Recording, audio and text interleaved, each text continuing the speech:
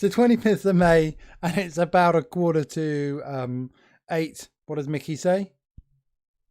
It's 7:46. Good evening. And welcome to Geeks on Screen with Coffee, and welcome to today's guest, André Kamman. There we go. Good evening. Can you see? Oh, it's in a tiny window for you, isn't it? And it's in reverse to the weird mirror kind of weird thing. Yes. I had that before. That's just the way that. Sorry about that. Oh no, never mind. I'm just happy it's not the non-Unicode version. I've had so many conference badges that say ANDR square bracket @. Even a certain big database conference in Seattle had that for me. I wore it with pride the whole week. They wanted to change it for me, but I went, nope, I'm wearing this. So what I could do is, where's the accent? Is it over the E? Yes.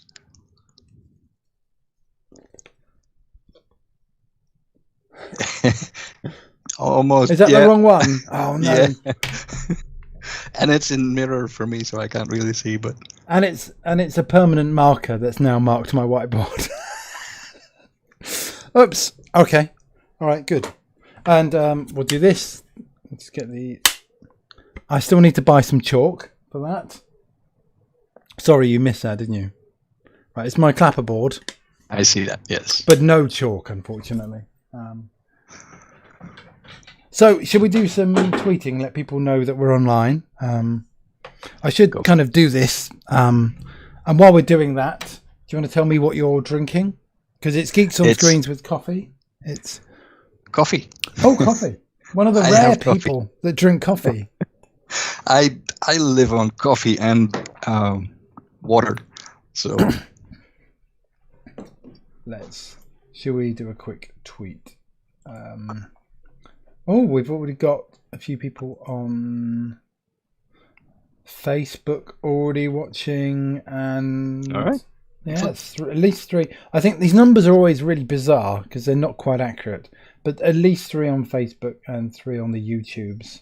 And I did see some people that had hit the reminder button on the YouTube event, so they would get notified that when it happens.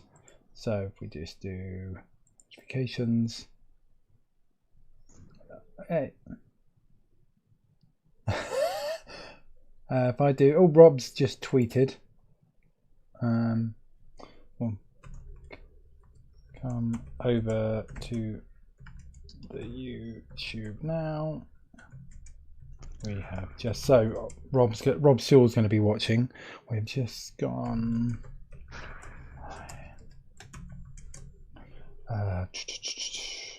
We shouldn't really just.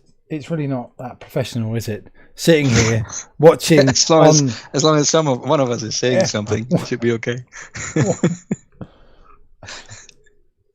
As long as we don't both start doing something on Twitter on the other screen or something. Yes. Well, I mean that. Oh, this keyboard setup was American. What would be clever is if I typed out the tweets in advance and then I just hit a button or just cut and paste. You can even time them so they just go automatically. All right, you crazy kid with your modern ideas, timing them. Yeah. Well, that does assume that we go live at the right time. Yeah. So I saw your invitation request, and I thought, okay, that should be the right time zone. It should translate that. But why is it an hour difference between the YouTube thingy? And I will figure it out. Yeah. I know how to book meetings and set them up in Outlook and Outdoor Teams. Yeah, sorry, that was just me being a muppet. I have that now that we're working from home a lot. Every meeting has a different time zone for me. I'm okay. What is that? Is that daylight time? Is it where are we? So I've got a couple of clocks spare, just analog clocks hanging around the house. So I am very tempted to just, a bit like the NASA scenes where you have multiple clocks with like just a sticker to say this is Seattle time or this is your Central European Houston, Seattle. time. Yeah. Well, I think I'd need. What do I need? I'd need the Saudi time zone, Atlanta. So my team's in Atlanta, Seattle, and then sort of Europe. So I need 4 clocks. Yeah.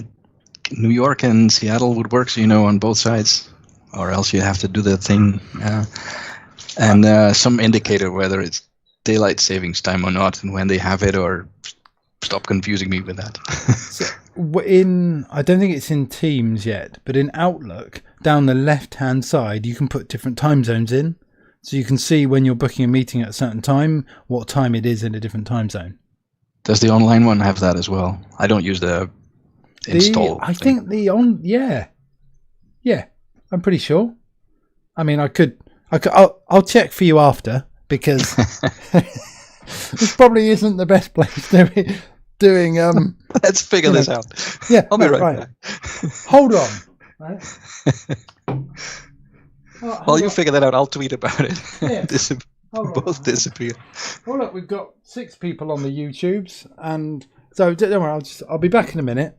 Let's just go on to office.com. Let me just log into my. Yeah, that's worked. Go into Outlook. So if the calendar comes up with 2 time zones, then it works. No, just the one. Oh, there we go. Oh, and then I'll turn that away. I'm finally getting used to how Teams works and whatnot. Have you got which update have you got? I have no idea. The only thing that I just can't seem to figure out is you get your own background in the thing. People keep saying to me, yeah, there's a directory and you put your JPEG in it and it just shows up. Not for me, it doesn't. No. I've even removed all the ones that are there and it still gives me those choices. Yeah, I know where they are. I can see them as well. Oh, this is weirdly reversed for me. This is fun. Oh, I see. So this is a really old version on here. So I don't have the blur background. I just have the device settings. I have the blur background, and I get the choices. I can do the thing with the school and the beach and everything. I just can't put my own in. I see people with Death Stars and everything, and there's a million blog posts on how to do that. And I've been putting files there and restarting the thing, and it's nothing. I don't know. Well, the update that we have, so the dog food version we have, just has a browse button, and so you just hit upload. So you don't have to worry. And it also moves between different machines as well. So when I log on to Teams on a different machine, the background was there. So the browse thing would be useful for geeks like me who can't figure this stuff out, right? You put a file in a folder somewhere? Scary. Yeah. Well, yeah, I mean, it should be that easy. I'm looking forward to the next version, which has the 3x3 chat window. So I think you've seen that already. I haven't seen it. I've only seen a picture, and that it may be coming soon. I've had a few meetings already where that worked. That was nice. So they've got a 2x2, which some people have seen. I haven't seen that either. So, but my machine's just updated. So maybe I'll have a new version of Teams. But it's one of those dark things. So how are you? I mean, how's your lockdown? I mean, pretty. It's okay. It takes a long time, and I sort of kind of want to go to a pub or something with a few friends by now. I think in Holland we don't have the strictest lockdown. It's okay. There's no face masks in public. It's just a distancing thing, just 1.5 meters distance. We can go out. We went to the beach last week. It's fine. I think the public transport is opening up on June, where they have it was only for healthcare workers and whatnot, but on June 1st they are opening it up for everybody, and they're back to their full schedule. But they cannot possibly do 1.5 meters distance in the train. So they are having mandatory face masks for the first time for us, in this case in the train and on flights as well. But so far I don't have them. I don't own them. I haven't used them so far. I don't think it's a big deal. If we had to, we would. That's fine, but that's what it is here. Restaurants are going to open next week, as long as you have a reservation. Even for the smallest pub, with only a bar stool, you'd have to make a reservation for it before they let you in. But so far, so good. I live in the middle of Amsterdam, and it's nice and quiet here. There's almost no tourists, so you can finally go for a walk through the center. Middle of the day, it's all good. So that's one of the questions. What's one of the upsides of the lockdown? Is no tourists. Yeah, no tourists. It's a horrible thing, and let's not go into all the details of what's good about it, because there's nothing good about this stupid virus, and I hope we find a solution to it soon. Although probably won't be soon. But yeah, no tourists. It's a bit quieter around here. Well, I filled up my car with petrol for the first time since the lockdown, so probably in 6-7 weeks, and the petrol was 30p. What was it? A litre cheaper? It was under £1 a litre, which it hasn't been for many years. Now, obviously, it's not a massive upside, but there are some kind of, there have been some upsides. Being at home with a family and things, and I always try and look on the bright side. Yeah, and it's okay as long as we. What I heard that you in the UK, you couldn't leave the house for more than an hour a day, and you couldn't go with a car to a forest or anything.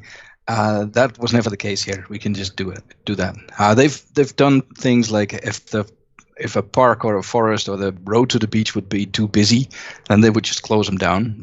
They've done things like no parking spaces at the beach are available, and no public toilets. So if you live close by, you're welcome. Take your bicycle, go to the beach. But you can't really go there if you don't live in the neighborhood, that kind of stuff. But it's better now. It's okay.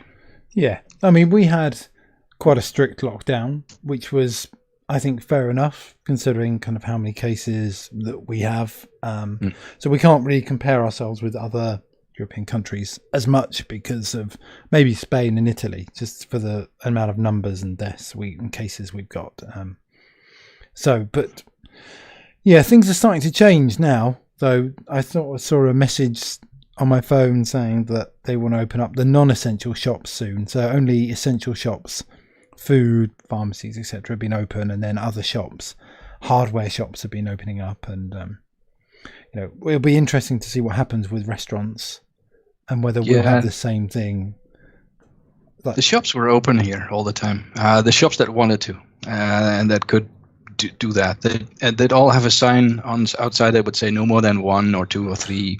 I've not seen more customers inside at any one time, and they'd have some lines on the sidewalk where you could queue up. Yeah. There's a farmer's market right outside here. We go every Saturday, and it's now half the market, and in the middle is a big open space, and everybody queues up brilliantly. I've never seen Dutch people queue that well. I'm shocked. But then again, if you don't queue up nicely, one of the market people, one of the vendors will come to you and say, listen, we are allowed to be open as long as this works. If we start doing silly things, the city will close us down. Please queue. And it works. People seem to behave. So far, so good. Do you think that's because the lockdown hasn't been so strict? Because we've had issues with people breaking the lockdown and having parties and doing all sorts of things. Same here. There's a 5G mast not far from here that got burned down. We also have those idiots. It happens. There's 17 million of us. Not everybody does their research correctly, or I don't know what. I just don't understand. Don't get me started on that.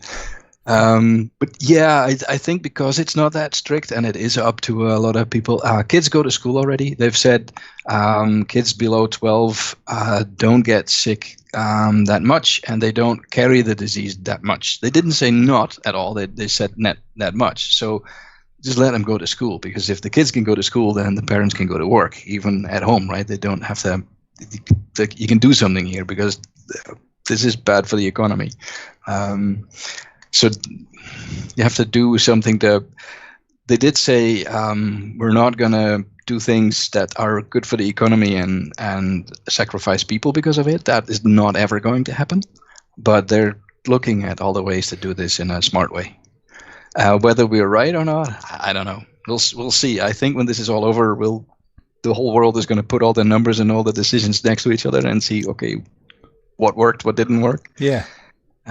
We're a small country and we have 17 million population. So that's like half the population of Canada on the size of the Everglades. Right? It's I'm surprised it's not worse than it's right now. There's an area in India called, I think it's Kerala, which I was listening to a guy whose family was from there, a comedian called Nish Kumar, and they had an outbreak of some previous flu-like thing a few years ago. So they put all these things in place, all this pandemic kind of stuff ready, and I think they're like 30 something million. Or was it? Yeah, something like that. And they've had very, very few infections. They've got contact tracing. They were all prepared to go with this. So I'm assuming that kind of, you would assume that we would have learned from things that happened before, but clearly not. But hopefully we'll learn this time. Maybe. We did see that a lot of restaurants that would normally not come through Deliveroo or something, they would that would never happen, but they are now. So I feel for them. This must be hard for the restaurant business, but we get to order some pretty cool food at home. We've had a few date nights already where you just get a bottle of champagne and some nice food and just be at home and dress up and everything. See, we don't have. We have some local restaurants that will deliver, but we don't have Deliveroo or Uber Eats in our area. We're out in the middle of nowhere, so they just don't. We don't have that. So there's an Indian restaurant, Chinese restaurant. There's some takeaways that will now deliver. They weren't delivering before, but because of the virus, and a few that were delivering for free to kind of old people and things. So there was a few nice things going on. And that's one of the nice things, although there's all this horrible stuff, you do see these kind of acts of kindness going on. Yeah. You have to, right? There's people that can't go to the store or that are scared. People are stressed. We have them at work. I work for a big bank mostly, and they have this whole thing now that you can go into the office if you want to. If you're stressed and you do want to go to the office, where it's now quieter than some people's homes, right? Because of the kids, you can go into the office. We have had many Teams coffee meetings. There's a Teams channel for that place with that just says coffee machine, where you can just stand around the coffee machine on Teams, right, and have a chat. Yeah, well, it's we're still kind of people, and we still need those kind of places where you can just talk to people, without having to kind of plan a meeting and. I used to be on the road for meetings and places for like 5 days a week. That on Monday I'll be here and on Tuesday I'll be there, and this is more effective. Whether it's more fun in the long term, I don't know, but it is more effective. And, I get more work done by just sitting here and do my job. So, because you're a consultant, I am. Yeah. So how's that affected you? I mean, if you've got a big customer, then I guess, and a bank, they're not going to be massively affected, I presume. So I'm not. Banks are massively affected because they have the whole loans thing that go bad. Okay, yeah. There's a bank here that had that made a reservation of about 900 million just in case for loans that might be bad. I do a lot of work for a fraud and compliance department, though, and that's not going to change. That doesn't matter what the world does. That still happens. And I have a few others that I happen to have a lot of online remote work. It doesn't matter where I am. Most of my work is in Azure anyway. So it doesn't really matter where I sit looking at an RDP screen doing something or Citrix. So I could do it from home. It didn't matter for me. Okay. So so from that point of view, it's just meant that you've been just working from home, really, and you're just working from your nice bedroom. Because you can just see the edge of your bed there. This is the guest room. You can actually. Can I show? Yeah, of course you can. Let's yeah, see. I mean, I'm nosy. I hope that other people are nosy. Don't worry about it. I'll be gentle with the thing. As you can see, this is the guest room. There'll be no sleeping on this thing. There's no guests. This tells you that I don't always drink coffee and water. This box says wine in black. This is an online wine delivery thing. This is my very boring background. And let's see if I can turn this around. Ooh. There's us. Oh, you got a nice set. You've got a Stream Deck. Oh, this is perfect. I've set it to Teams. I've got a Teams menu, so I can mute the microphone and the camera and the background and all kinds of stuff. Let's see, anything else? I can turn it around. There's the Wi-Fi, the computer, and the printer stuff, and just a standard geek thing. Let's put that back. So I was looking at that. At getting one, but they just seemed a bit expensive. And would it just be a toy that I would use for a bit and then throw it away, or just not use it? I use it a lot, actually, especially in Teams meetings where I can quickly mute and the microphone or the camera and turn my lights on. I've got. Here we go. I'll be in the dark. And here it goes in the. Here we go. That's adjust. Here we go. So I've got some lights here. Just one button. It switches on. I was using my laptop in the first week of working from home, and then you have a bunch of Chrome tabs open, and you have some Teams open and some other stuff, and the poor little laptop just caught fire or something. It just didn't like it. So you say you don't need a powerful machine, right? Because you do everything remote anyway. Oh, the difference! I bought a PC. It's nothing crazy. Just a modern CPU. Even a simple CPU these days has 12 cores and it's got 64 gigs of memory, and that's not crazy these days. This is pretty common. This is just an affordable normal PC. But the video card, it works so nicely. I can now have both of my screens at the normal resolutions that they're meant for, and the CPU is not bothered by it. I'm happy. This is better. So this is your home setup now. You didn't have this before lockdown, so you bought all this kit. So was that a self-build? I mean, it's just a geeky thing, or did you buy it pre-built? It was okay. I have to confess here. I was gonna build it myself, and then the last item on it, because I looked up all the things that I wanted to buy, and I had this whole shopping list from one supplier, and then the last item was, we can put it together for you for $50. I'm like, yes, go. So it was supposed to be a self-built, but I got lazy and went, no, that's fine. You do it. It's fine. I mean, it's still a self-build in the fact that you specified all the parts. So from that point of view, it's still a self-build. Yeah. Okay. Cool. I'll take it. Yeah. Yeah. I haven't built a PC in a very, very, very long time. Sort of like I built an AMD something when you had one or two cores or something. I've I used to build a lot of PCs myself. I built all my PCs, but then I started to use laptops, and I just didn't see the need for it anymore until now. And I'm loving this thing. I now have a bunch of things that I do with my clients online where they want me to record it, and my laptop already went, nope, you're not doing that. I'm gonna just start stuttering on you. So this is way, way, way better.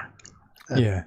I think that in the world now where we do a lot more video editing and just recording, and even just recording the team session. So a lot of customers, they just can you hit record on Teams, and we can, whether they watch it back, I don't know. But yeah, but if you record locally, I've seen all sorts of problems, and this setup, I found that I'm using a separate laptop to do the recording and the streaming. I can't use my normal laptop, and if Teams is running full blast so this is an old version of Teams. If the latest version of Teams is running, that's like 30% of my CPU gone. Okay. And on a laptop, on an i7, you don't have that many cores, on a Surface Book. So, yeah, it's the Surface Book's 3 years old. It does struggle with just Teams and maybe 10 tabs. Same here. I have a Dell XPS, and the battery has started to warp, so the lid doesn't close anymore. So I had to buy a new one, but I haven't used it in weeks now. I just switched on this thing, and it's fine. I'm doing that folding at home thing, and it's just doing that on the fly while I'm working during the day. It just, the whole thing doesn't care. We'll do that on the fly as well. I'm just going to show you this. I don't know how well this will come out. This is my Surface Book, one of my Surface Books. Right, I don't know whether you can see that. Right. Ah, yes. Oh, yeah. Right. That black bit here that I can fit my finger into, that's a screen. Yeah, and so closing the lid, that's how far the lid closes. So it should be flush. Mine is the same, but with the keyboard, I can wobble the keyboard. It's just apparently it's the same thing. It's the battery swells. The battery's behind the it's behind the screen for that thing. Yeah. Yeah. Sorry. So apart from that and your new PC, which I'm quite jealous of.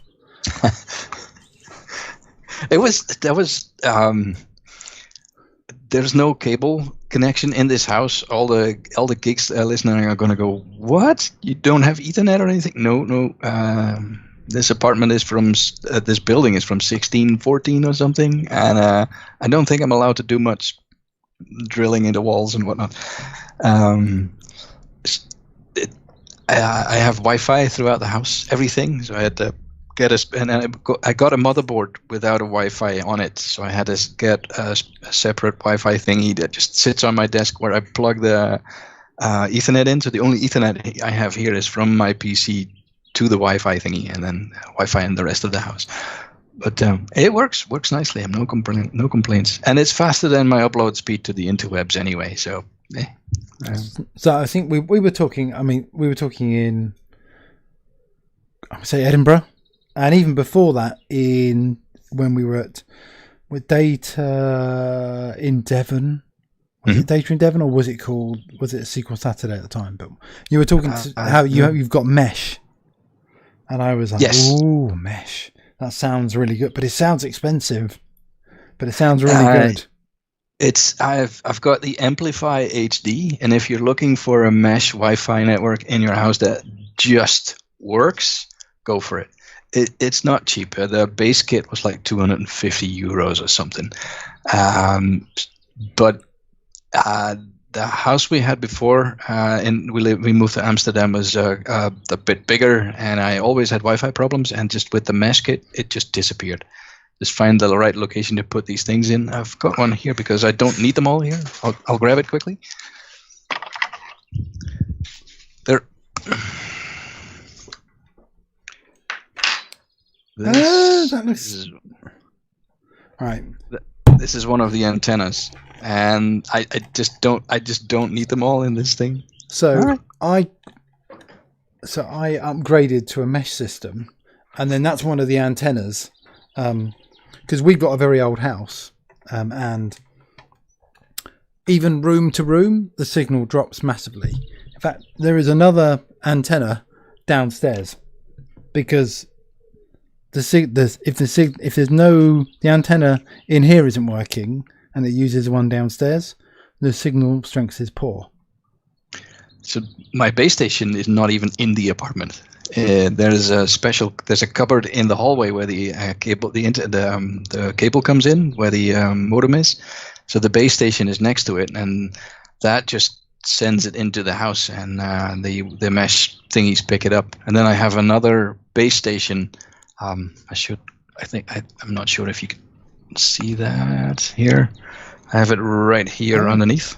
This is one of the so I just have a second base station, and it just becomes part of the mesh as well. And this is because this base station has Ethernet connectors in the back, so that's what my PC is plugged into. But it just becomes part of the mesh. You just switch it on, and it goes. You want to connect to something? Yeah, sure. I see this thing. How about that? Yeah, just push the screen on the front for 2 seconds, so it switches on the WPS thingy. Boom, done. Oh, that's much. Mine was a bit more of a faff. I had to connect one up to a laptop and do something else and tweak something and wait for the lights to change color. But yours has got a nice display on it. It looks really good. And it, of course, comes with an app where you can see the whole thing. And it just tells you the signal strength and whatnot. You can open up guest thingies from here. I'm sure most modern routers have this these days, but I was surprised by that. It just works. My Apple TV at my TV, I watch Netflix in HD on it, and it just all goes through Wi-Fi. There's no cable there either. It just works. It's fine. I've got a cheaper version. I have to do a bit more tweaking, and it's not as nice as yours. But I wouldn't go back. So we had power line adapters, ones where you put a plug on and an Ethernet cable in to the router, and then it uses the power cable in the house. Yeah, it goes through the power cable, the signal. Yeah. I know those things. Yeah. And that worked pretty well, because the only other option was to there was no other option. So we set up 2 different Wi-Fi routers at 2 different ends of the house. And then it would connect to one, then drop in the middle, and maybe we'll just stay connected and be really poor. This thing just has one network name, and it connects it to 2.4 or 5 gigahertz, depending on what signal you can get. You don't have to have 2 names or switch or anything. And one of the things that it does is when you're closer to a stronger signal. The poor mesh systems don't let go of the connection because you've got a connection, so you're connected to a signal far away sometimes. But this thing, actually, they talk to each other and they go, "Hey, I'm closer by. Can you drop that connection for me, please?" So the poor signal drops my connection, and the strong one picks it up, and I don't notice that. I always switch really easily to strong signals. Of course, this is a small apartment. This is a 85 square meter apartment. This is not that much of a problem anymore. But in the old house, it was kind of useful. When you go all the way upstairs, and it just switches easily. I don't know how well this one does that. It works most of the time. It's much better than the previous one. So that was before it was really ropey. Me just shoving a few cables in and hoping that you connect to the right one. And my wife. And we had a printer. You had to connect to the right Wi-Fi to print. So if she happened to be connected to the other Wi-Fi, it just wouldn't work. And she used to moan.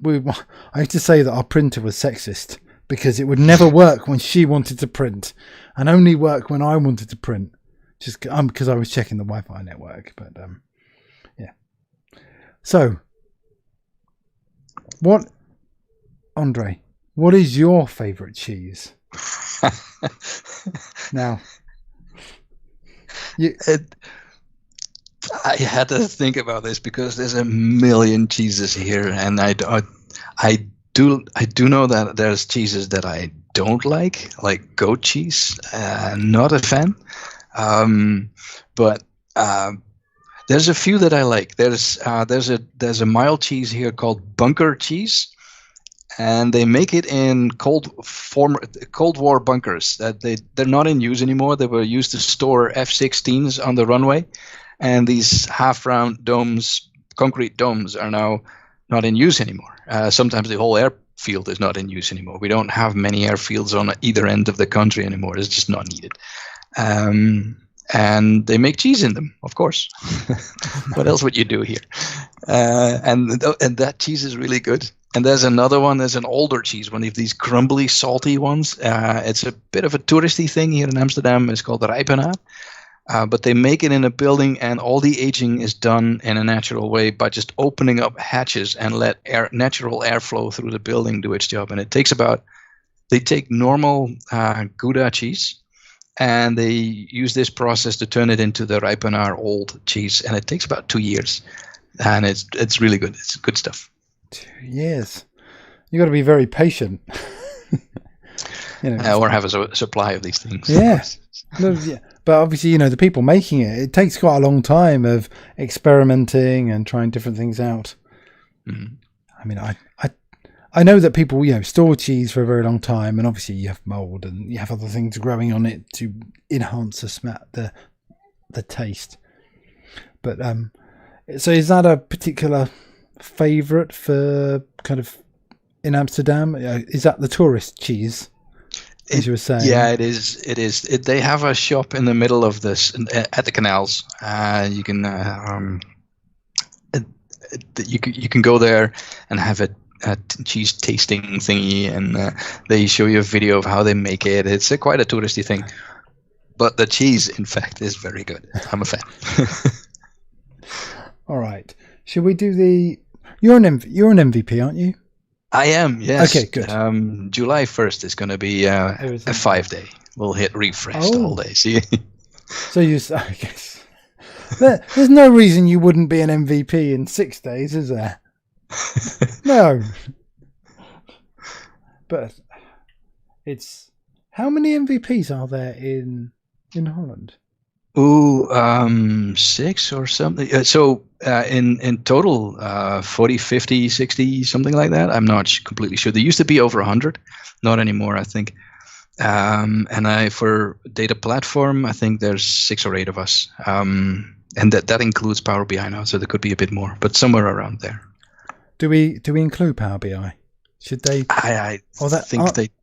Do they get added on, or are they Power Platform now, or something? I am not sure. I keep forgetting that we can sneak on the MVP site and do a filter on Holland. It's not a big country. We'll find everybody. Well, I've noticed that the AI people get sort of pushed into the data platform as well, or they were being added on to kind of data platform. Some were AI and some were kind of pure data platform. Yeah, it used to be all SQL Server, and then that was the biggest group next to the C# people.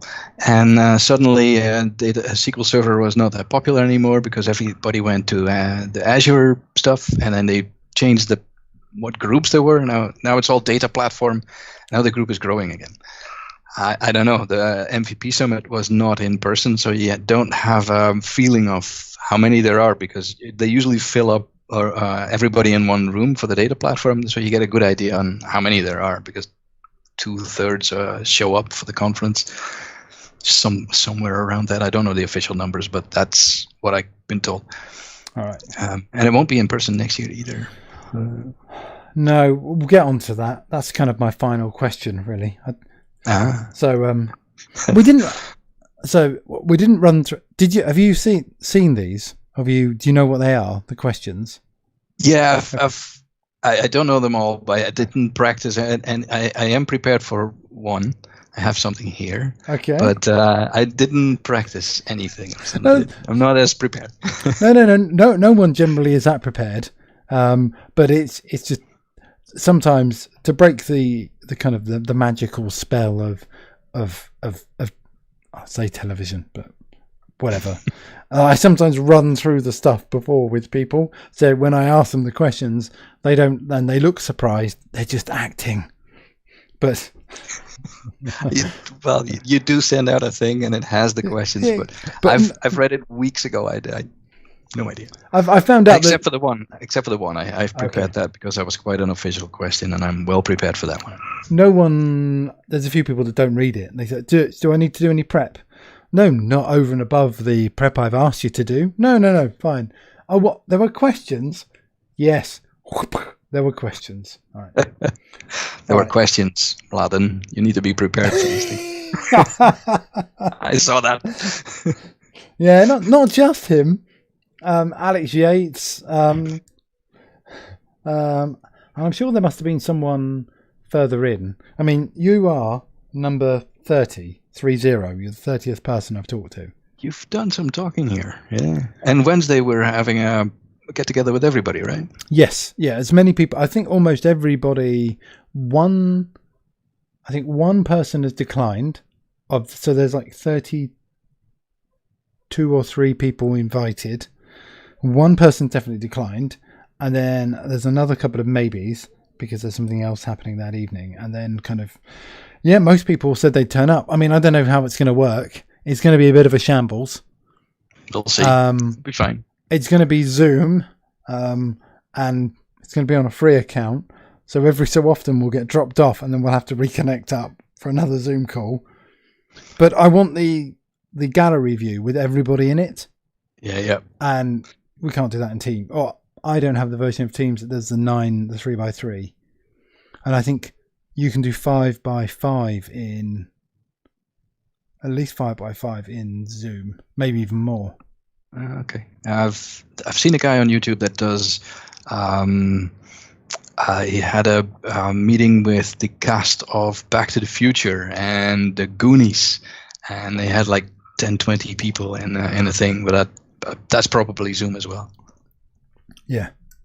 I mean, how that's going to work, talking to effectively 30 other data professionals, most of them MVPs, who'll want to say something. But we'll see what happens. It's going to be interesting. I don't expect everyone to, I put it for 2 hours. I don't expect everyone to turn up at the same time because everybody is there 10 minutes before it starts, beer in hand, ready. I know. What are we going to do? That'll be fun. Yeah. I mean, I won't have to do lots of questions because I don't know how we're going to do that. But there'll be a few forceful people on there. You know that Rob Sewell will get people going and talking. Someone did actually be on a previous. So we were halfway through, and someone said, you should get someone else and have some, maybe get someone like Rob Sewell to kind of help you do some of the interviews. And I went, yeah. No. Why would I want to do this and let Rob take over? Rob will do this really well. No. I'll keep it for myself. Rob can do his own podcast, right? Mladen just tweeted, "What questions?" Yeah. Well, I spent, was it the first 40 minutes or something? And same with you. We're just having a chat. We didn't hit any questions until like 40 minutes, 50 minutes in. And then it was like, oh, I've got some questions to answer. Yeah. Because we could keep nattering for most of the evening. Oh yeah. All right, MVP quiz. We were on it. We got distracted. I got pulled away. All right. What does MVP stand for? Minimum viable product. Good point. Yes, I have many colleagues that have no clue what a Microsoft MVP actually is. They go, what? What is that? I'm going to reveal my secret answer for that question probably tomorrow when I talk to Paul Andrew, because people think that what does the M.V.P stand for? But what do MVPs stand for? What morals? What rights? What do they stand for as people? Is there a secret handshake? Yes. There might be. We thought we got to the bottom of this. Who is the tallest MVP? Ooh, yes. My first thought, it was Benny. I think it's Benny. I'm not sure. But I think it's Benny. Well, we think it's Benny, but who's the... I was talking to Mark Broadbent. The horse-faced guy. The guy wears horse masks. Honor, Jason. Yes. Honor? He thought Jason might be taller. Could be. So does that mean I need to get Jason Horner on? Okay. Yeah, all right. Maybe I need to talk to him. I've never talked to him before because there was just this guy with a horse mask on, and I just went, yeah, okay, yeah, we'll see what happens. Do you get free parking? I live in the center of Amsterdam. Parking here is €7.50 per hour if you park your car here in the street. So no, my car is not here. I use a bicycle to go to my car. It's not here. Oh, okay. All right. What's the best free thing you got while being an MVP? A beer and a pizza and a chat.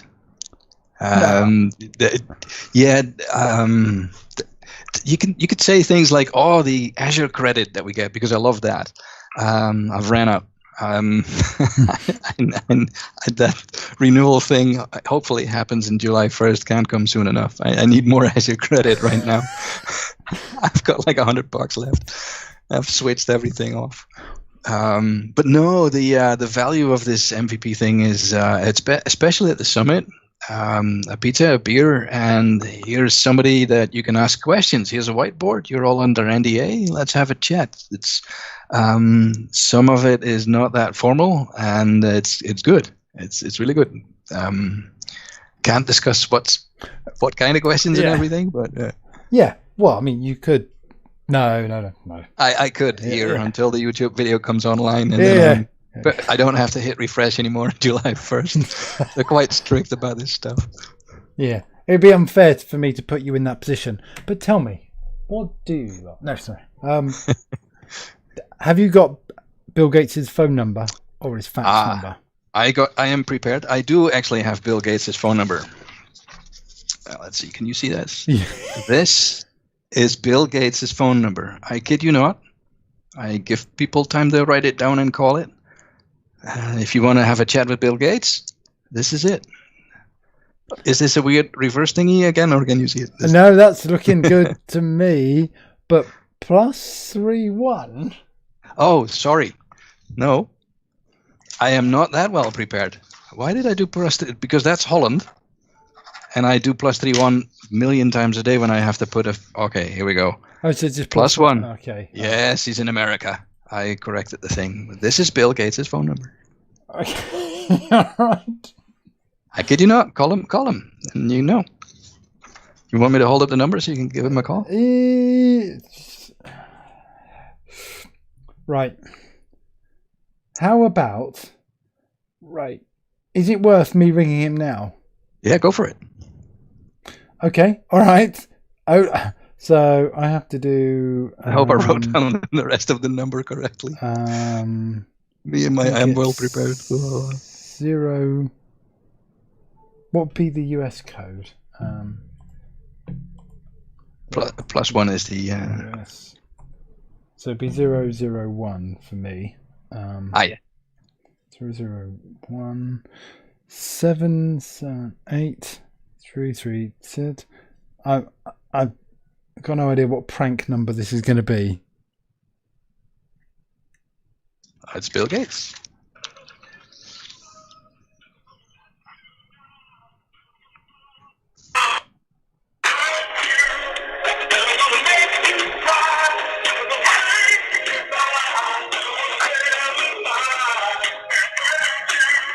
Or maybe it wasn't Bill Gates. I'm not sure.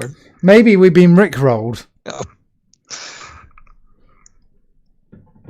So was I supposed to do that on the call?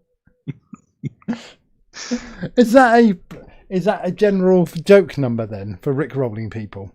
Yes, it is. Is that the one that you give out when you're out in a club and then someone asks for your number and then you give them that number? I guess, yes. Grey hair. I don't go to clubs that often. No, but yes. Yeah, neither do I. No, but the number that I might give my children in a couple of years' time to give to people. If anybody asks you for your number, this is the number that you get. Yep. And they'll have no idea who Rick Ashley is. No, and they wouldn't know. They wouldn't understand what Rick rolling actually is. They have no idea. I was listening to a podcast last night, Answer Me This, and they were talking, and one of the questions was whether the Rick rolling thing has made Rick Astley more money than he did before. I bet it did. And it has, well, indirectly it has, but he didn't write that song or produce it. It was done by Stock Aitken and Waterman. Waterman, yeah. Yeah, so they're the people that get all the money from it. But he did get like a career revival and stuff, and another tour. So yeah, probably not doing too badly off being. Probably doesn't worry about it now. Probably just quite enjoys being rickrolled because why not? More publicity. Okay, finish the story. 3 MVPs walk into a bar.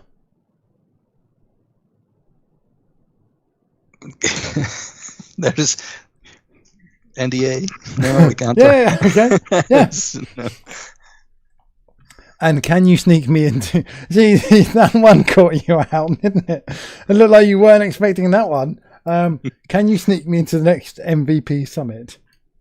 I'm going to give you the same answer that Mladen gave you. You work for Microsoft, right? You can just walk in. Yeah, but that wouldn't be the fun, would it? Sneaking in would be the fun bit.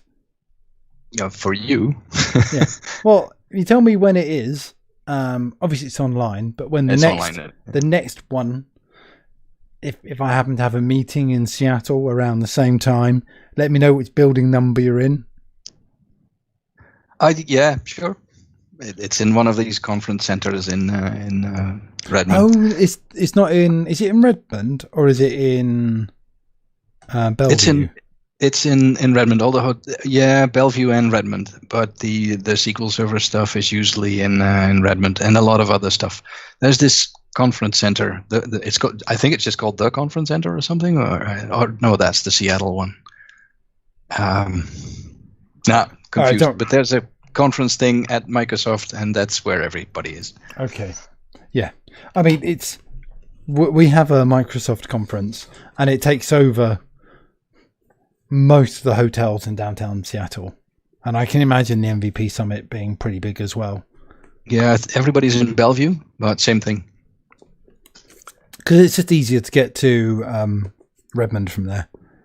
Yeah, it's a bit of a trek. Buses. They do buses, so every morning everybody queues out for the buses, coffee in hand. Let's go. Nobody's late for the sessions. It's pretty cool, actually. If you have, it's if anything, it's a lot of people that are really keen on learning stuff because if it's not being recorded, you can't talk about it. If you're not there, you're gonna miss out. It's really interesting stuff. It's cool, and people are keen. Early morning, here we are, coffee in hand, waiting for the bus. It's I like it. All right, so we're going to have another couple of questions. We're going to do the emergency question next. So this is from a book which has 1,001 questions in. You give me a number from 1 to 1,001.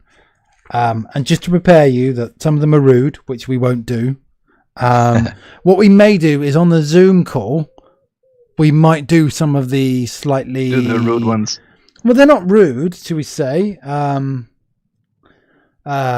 Yeah. Right. You can have a lucky question like, "Dear Mark Broadbent, talk about religion with me." That was good. Yeah, I didn't know how that was going to go, but yes. So they are kind of a bit random. So yeah. So pick a number between 1 and 1,001. Let's see if I can find a number here somewhere that 140. How about that? 100. Oh, okay. Any reason why 140? Yeah, the clock here says 2140. It just moved to 2141, but 140. Okay, all right. I see the face. No, Okay. well, it's kind of unusual. It's not one of the weirdest one. So I like your hair, but what is your most disastrous haircut? Disastrous haircut. Yeah. Oh, so probably when I was a teenager. I was 15 or 16 and big fan of Iron Maiden, Metallica, AC/DC, you name it. I'm an old rocker, and of course in those days you'd have a mullet kind of thing. No. A mullet. That was, as the Germans would call it, Bundesliga hair, right? It was. I don't think I had it for that long, but it looked really silly. It's a good thing there weren't any phones with cameras in those days. That's. I'm really happy with that one. Okay. So there is almost no proof of that ever having existed. Apart from you just said it out loud on a recording. You're just gonna have to use your imagination. Yeah, but people don't need imagination now. They've got Photoshop. They could pick up a nice 1970s, 80s haircut off a footballer, and then put it on top of you. Yeah. Yeah. Yes. I never quite worked out why the mullet was so popular. I don't know. So we're talking. When was this? 80s, mid 80s. We all had weird clothes and hairdos anyway. Yeah. If I look at pictures of those days, I'm looking. Oh, what is that? Why? What were we thinking? Have you got? Yeah. See, there's no digital photography from those days, so anything will be like a faded kind of 5x7 or 4x6 kind of photo that will be in like will be somewhere in the back of a cupboard. Also destroyed. Film was expensive, right? It's a roll with 16, and you click, and then you twist the thing, and you can click again. Those are expensive, and you need to take them to a shop, and they would print them for you. You keep those things for the holiday or the zoo or something. You don't take them to the pub and make random pictures of your friends. That happens now because it's not. It's just free, isn't it? It's cheap, easy. But. Yeah. Well, you had to buy the film and then pay extra money for it to be processed, and it was like several days, 3, 4, 5 days. Yes. Long. I mean, that's something you just wouldn't go back in time for. I mean, that's, I guess, one of the you think? I would love to have some pictures of the concert or something that I went to at the time, but nah. I have a cassette recording of, I can't remember where it is now, of a gig. I took one of those little cassette recorders. You know, when we used to have Walkmans, and then later on, sort of in the 90s, some Walkmans would record. I remember taking one of those to a little gig at a pub, and then using that to play stuff back. But yeah, you could never take any pictures because it would be too dark.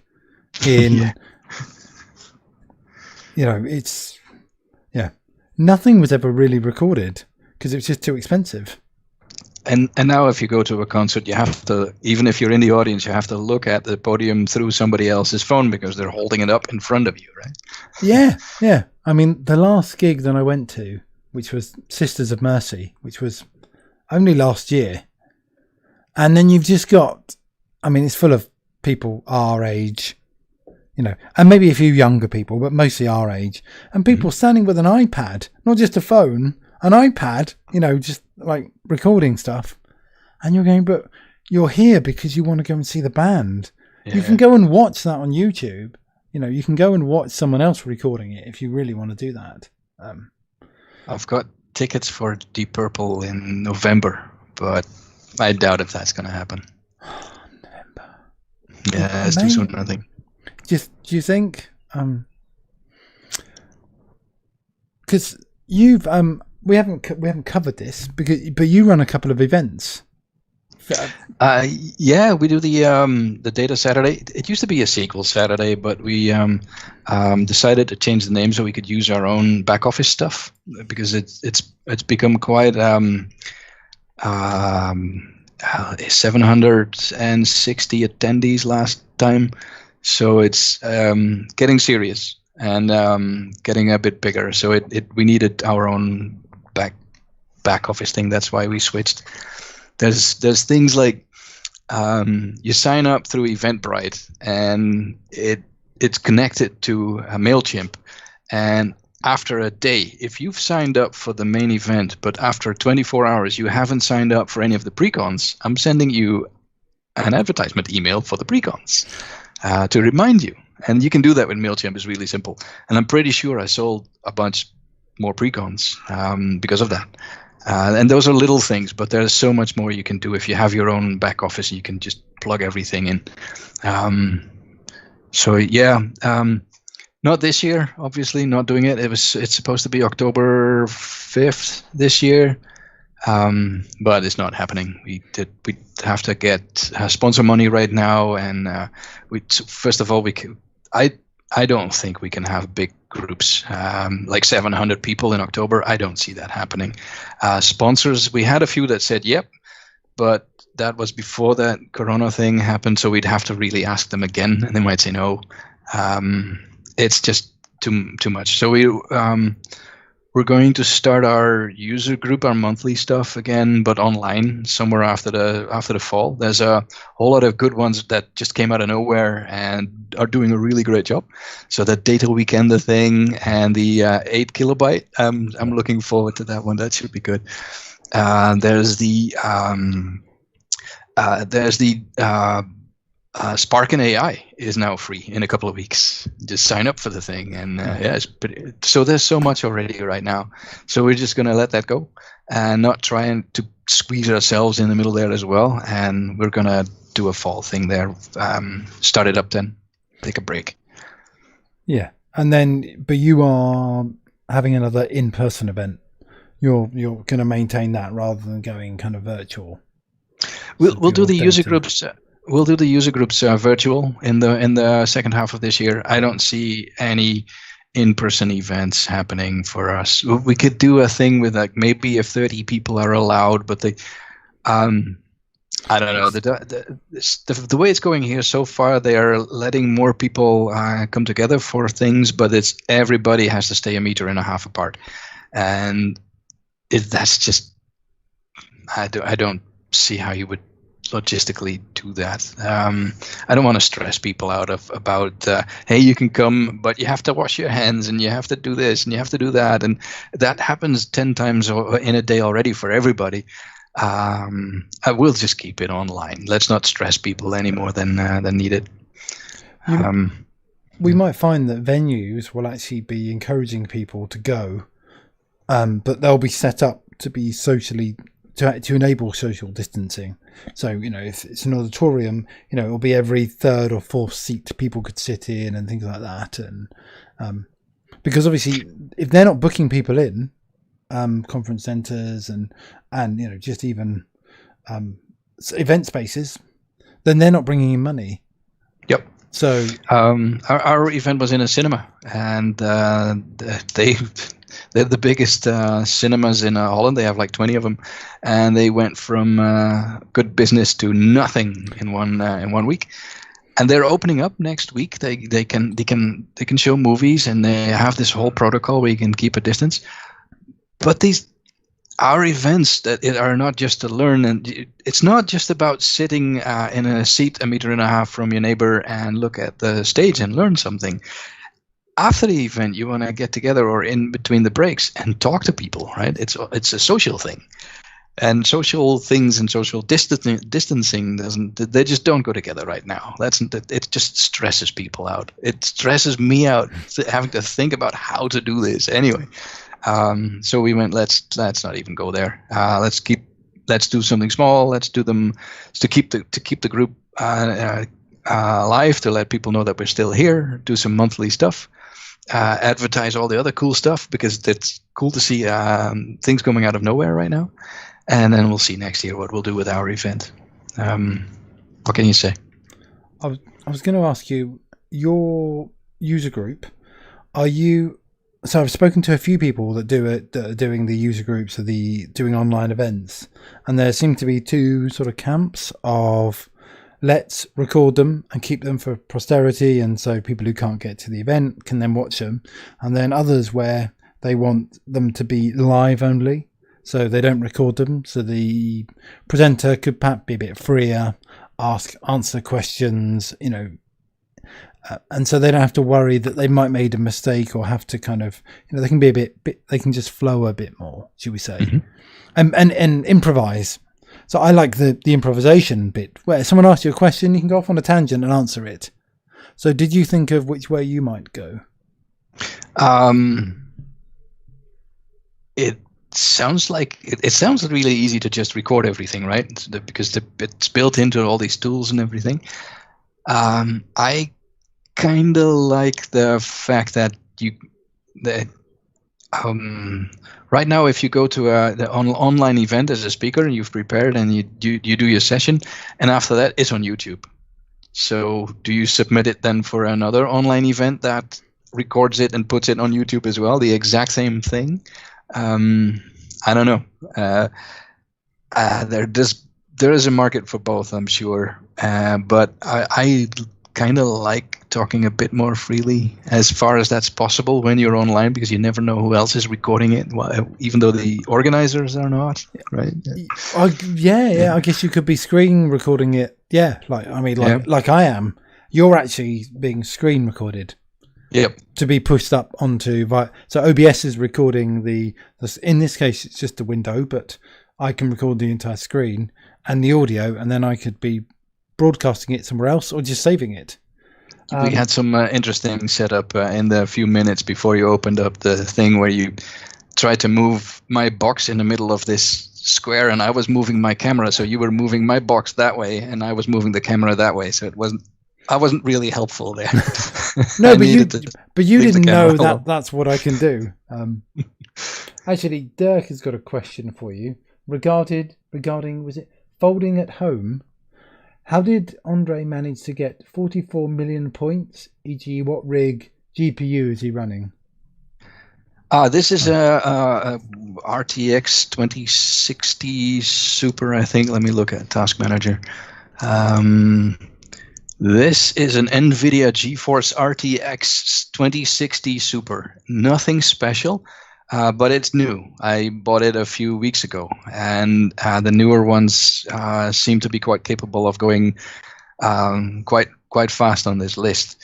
If you look at Christian Bolton, I think he has a brand new one as well, but a bit better than mine because he's skyrocketed past everybody. So nothing special. I just have a modern PC. I've switched off folding at home for the CPU because I've got a 12 core and all the 24 threads, because it's hyper-threaded, is switched on.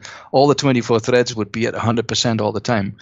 And I switched that off, and I just have the GPU on, and it almost constantly now takes up about 20 to 30% of the GPU, and I don't notice it at all, except for the fact that it's a little bit less quiet than I want it to be. It makes a bit more noise because the fans of the GPU come on. But that's it. Basically, I just have a modern, nothing special, but it's modern and it's new. So what's folding at home? So because I wasn't following, obviously, whatever thread that you and Dirk were. Do you know the SETI program from the old days? Yeah. Where you look for extraterrestrial life, and they send you these packages of data to your machine, and you crunch it on your computer and send it back.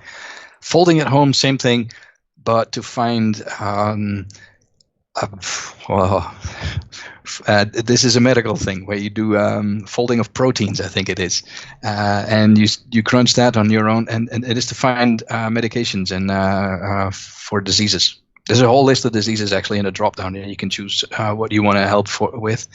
And there's a COVID-19 now as well. You can be on a dedicated COVID-19 thing, and it just downloads packages of data, uses your GPU to crunch the data, also your CPU if you want to, and then sends the results back. And we can be on teams to make it a little bit more competitive, to have some fun in it.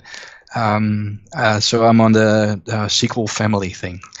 There's a whole bunch of people that we know, and it's pretty cool to see. But above all, I hope it's useful for someone. Yeah. No, not just a competition thing. So that's just you showing off how great your hardware is. Yeah, sort of, kind of. I thought with the SETI thing that the search for extraterrestrial life, that's a bit more far-fetched in my mind than folding protein to help find a cure for COVID-19. I hope this is a lot more useful than that was at the time. Yeah. Well, we didn't really find any, did we? Yet. Yeah. Yes. Who knows? That'd be interesting to not to find extraterrestrial life or anything, but speaking of this space, is that tomorrow or Wednesday? Wednesday, the SpaceX rocket is going up with a crew, right? It'd be interesting. I'm gonna watch that. Ooh.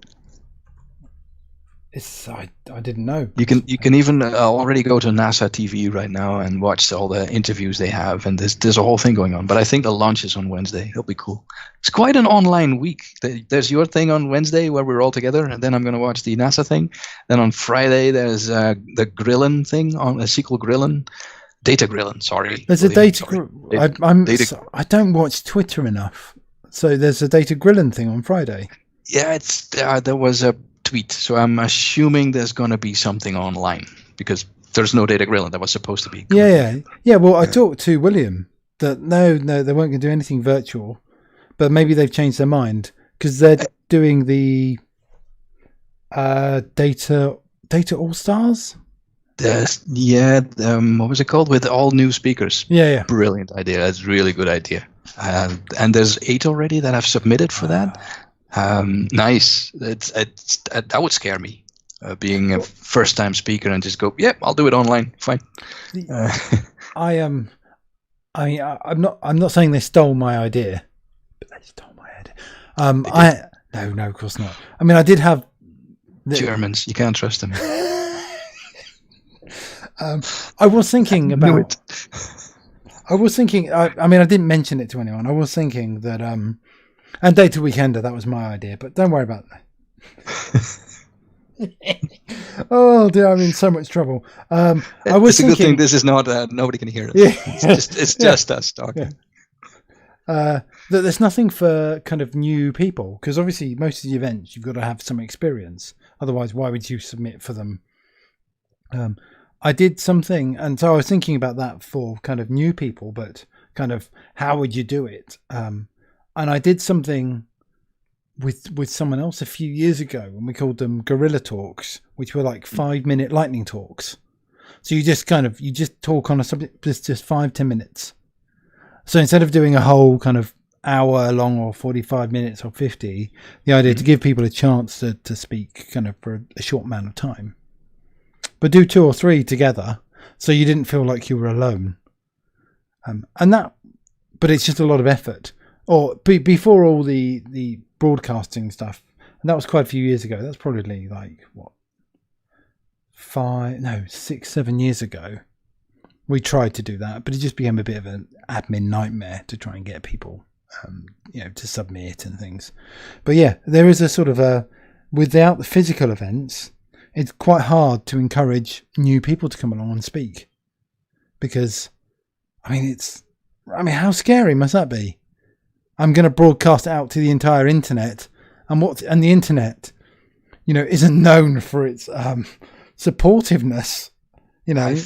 I've discovered some pretty cool stuff online, though. There are some really nice surprises there. I spend a lot of time learning stuff on YouTube, I'm trying to learn Python, and there's so much cool stuff out there that it's an interesting language. There's cool stuff out there about it. So you're planning on using that Python to play with Databricks, or? Yeah. Just in general, there's working with data, importing, exporting files, munching with files. I'm a PowerShell guy, but large files, and PowerShell are not friends. Don't do ETL in PowerShell ever. Don't go there.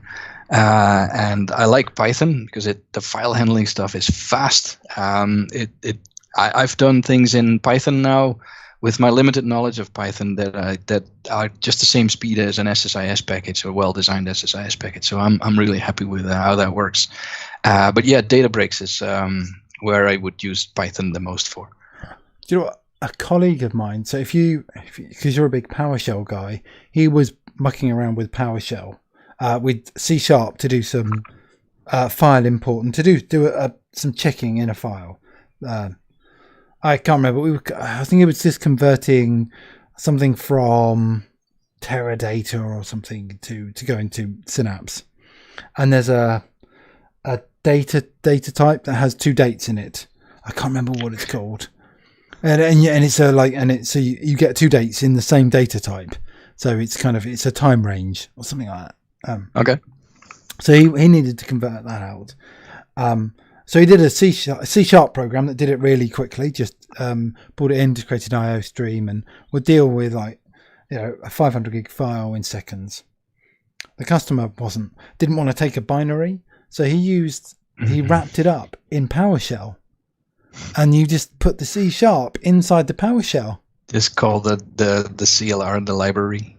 Okay. So basically, it's just the inside is just like a big quote with the C# code, import whatever main down, with the kind of the file handling, and the only dodgy bits are you have to pass variables into the string and and concatenate it all. But it really worked really well, and was really fast with hundreds of gigs of files.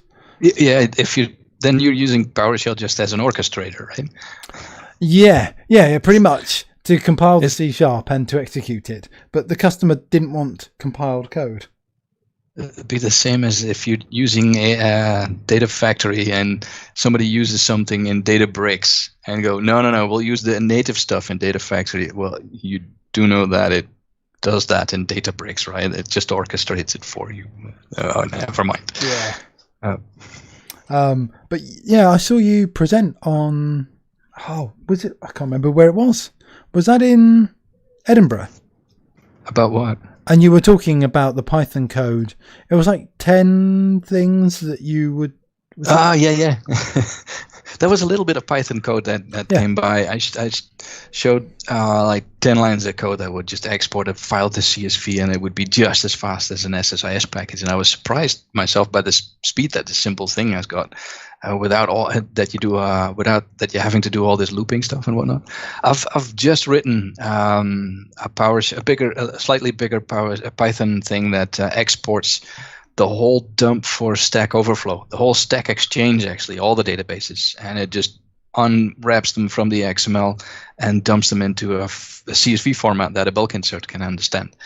I know what you're thinking. Brandozar has a database that you can just take, but I want to do so much more than just the databases. I want to do turn them into Parquet format and do column store in data warehouse and whatnot. So I sort of kind of want the CSV files, and I thought it was a nice way to learn Python, and I kind of like this language. Maybe this has something to do with the fact that in the manual it says something that not everything might seem obvious to you from this language, unless you're Dutch. It actually says that in the manual. Python was written by a Dutchie like 1 million years ago. I don't know, maybe that's why I like the language, but I like it. It's cool. It's easy to learn, and I like the constructs. People go, oh, yeah, but you know that there's white space in there that means something, right? Yeah, I know. but still. It's just like every language. There's a nuance to every language. It's just like if you would go from, I don't know, C to C++, if you go to C sharp, if you go from basic to C, you complain about semicolons. I saw, maybe I have it here somewhere. I saw a session for a developer conference, and it was about the art of code. And he talked about, besides the Mandelbrot things and whatnot in the beginning, but then he moves to specific languages and how you have, and all the way in the end, he talked about a language that he designed himself, and the language is called Rockstar. And the whole language is based around sentences from rock songs, preferably from the 80s. So it's like Europe and Iron Maiden and Metallica and whatnot. And you can actually write complete compilable code in lyrics of rock songs. I need to find this thing. So, yeah, that would be interesting to read. I'm trying to work out what the final countdown would be. The first line, we're leaving together. New line, we're heading for Venus. Oh yeah, it's called The Art of Code, and it was a session for. I started something. Stop. NDC conference. It was in February this year, so it was one of the last conferences that there were. But it's called The Art of Code by Dylan Beatty. It was really cool. It's about an hour. And at the end, he actually demonstrates this language himself by singing and playing guitar. And it's really cool. Okay. I know what I'm doing for the rest of the evening. Well, Andre, I've got one final question. Go for it. Who do you think I should talk to who would you like to nominate for season 2? Ooh. Doesn't have to be... So you can think outside the box. Doesn't have to be data. Ideally someone that I probably don't know, but someone you think would enjoy a chat. Okay. Let's see. Someone that you might not know, doesn't have to be an MVP. No. Yeah, I might. Maybe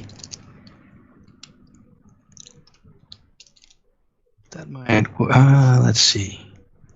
I'm thinking out loud here. I have to ask her if she would be okay with that. Yeah. But I had a colleague at the bank I work for, and she was into data science, and she unfortunately left the bank to go work for the national radio and TV to do data science there.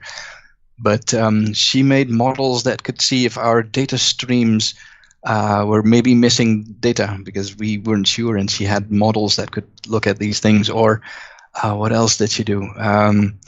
Because if you design a machine learning model, she had a model with which she could see that the data was changed, that was coming in was changed in such a way that you may need to retrain your model. So she had a model to check on the model. That was really smart and very interesting stuff. She made she had a blog post the other day about how to the film War Games from the 80s, where you have a computer play a game to see what the outcome was to prevent a nuclear war. This is from 1984. Would you like a nice game of chess? No, I'd like to play thermonuclear war. Of course, I know War Games. Good evening, Dr. Falcon. Yes, that's it. And we all know Joshua was the password.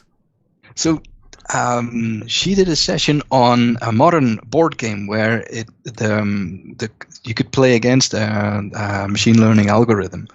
That would be interesting to talk to her. She's right. Half my age and 10 times as smart as I am. This is going to be cool. All right. Well, check with her, and then if she's happy, then pass my details over. Cool. We'll do. Andre, it's been wonderful, and we'll catch up again, and I'll see you in a couple of evenings. I'll be there on Wednesday. Yeah. And thank you for attending. We're going to do, and I'm going to verbalize this just so we know. We're going to do a showbiz goodbye because. So this is What where we is say this? we go bye, but you don't drop off the call, because other people do this. We say goodbye and they just drop off the call. That's what you do, right? Yeah. I know. but it's for the viewers. I mean, I have break a it. button here on my Stream Deck. I can just break the call. This is Teams, right? I can just cancel it.